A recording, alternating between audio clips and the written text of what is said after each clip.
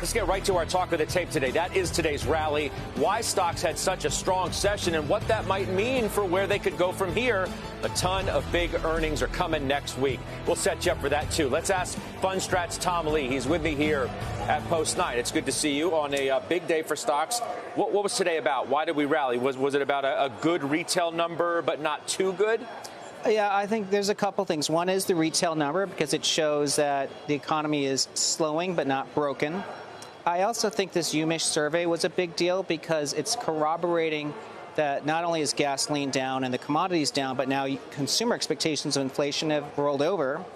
Market expectations of inflation have been anchored. I think this pushes the Fed to be more measured, and we heard some of that comment yesterday. And finally, I think it's good news that stocks aren't getting obliterated every time we have a bad CPI print. Make the argument for me, if you would, Tom, that this is not a sell-the-rip market, that I shouldn't, if I have some positions that I still want to get out of, that I shouldn't take advantage of a day like this and do just that. I think the majority of people want to sell this rip.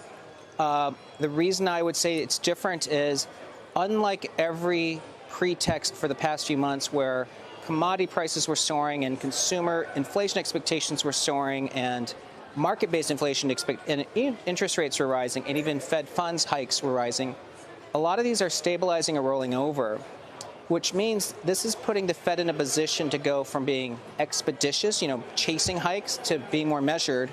That's a huge deal for markets because now it gives markets a path to sort of see where rates will be. And keep in mind, in 82, the stock market bottomed more than 3 months before Volcker sort of abandoned his Volcker moment policy. So I think that's why stocks are in a different place now than they were a month ago, and I actually think that's why second half could be quite strong. But even your own technician, Mark Newton, was suggesting just days ago, literally, that a new low was coming. And maybe the second half was going to be good, but not until you hit a new low in stocks. You sound like you're telling a little bit of a different story here. Yes. And, one thing that Mark's been very consistent about expecting a lower low into the end of this month, end of July, is that that's going to be a touch, that he thinks that we might momentarily peak below the prior lows, but he's buying that because it's not the start of a new downtrend. And I mean, to me, that's the message. I don't think we're talking about accelerating downside. I mean, we've had earnings misses and companies aren't falling. I think that the upside risk is much greater now than the downside risk. But do you agree with him that we're going to put a new low in? You painted a picture at the beginning of our interview here that suggested otherwise. I'm not great short term, so if that's Mark's belief, I would defer to him. But do I think stocks have a lot of negative shock still in it? It would have to be the belief that the Fed suddenly feels urgency to go much faster. That doesn't seem to be priced into fixed income at all. So I'm in the camp that stocks have bottomed. What about this idea of 100 basis points, right? It was sort of Bostic kind of got everybody all worked up, even though he's not a voting member, with his everything is on the table commentary from a day or so ago. Waller came out and talked everybody off a cliff. However, SocGen, RBC, Citi, Nomura, Piper Sandler, everybody's talking about 100 now. Yeah. I think what's interesting is there's talk about 100, but it's not raising the terminal rate. So people are just talking about putting more, another 25 into July, but it's not raising where the Fed sort of peaks. And I think that's more important. If the terminal rate isn't rising, then 100 or 75 isn't really changing what it means for equity prices. But the CPI was bad, and the suggestion was from people like Steve Leisman, for example, that you need to reset the clock.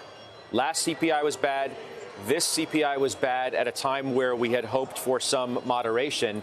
If that does anything, it forces you to reset the clock about when the Fed may be a little easier than they are now. So what happens to your thesis about a strong second half if they have to go stronger in September because inflation is still red hot? Yeah, Steve makes a great point because the Fed needs to see a consistent and meaningful move down in inflation.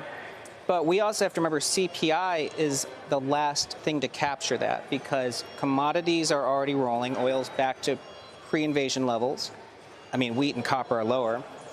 The markets-based inflation expectations are actually lower than they were any time at the start of this year. And now consumer confidence inflation expectations are rolling over. These consumers are already experiencing the rent and the things that are making CPI hot, yet their inflation expectations are coming down. So I would say if you see all this soft data pointing to a downturn, the Fed doesn't have to wait for CPI to get to 2 or 3 before they realize momentum has already shifted in inflation. So I would say I'm in the camp that the Fed has more room because the market's done so much work for them.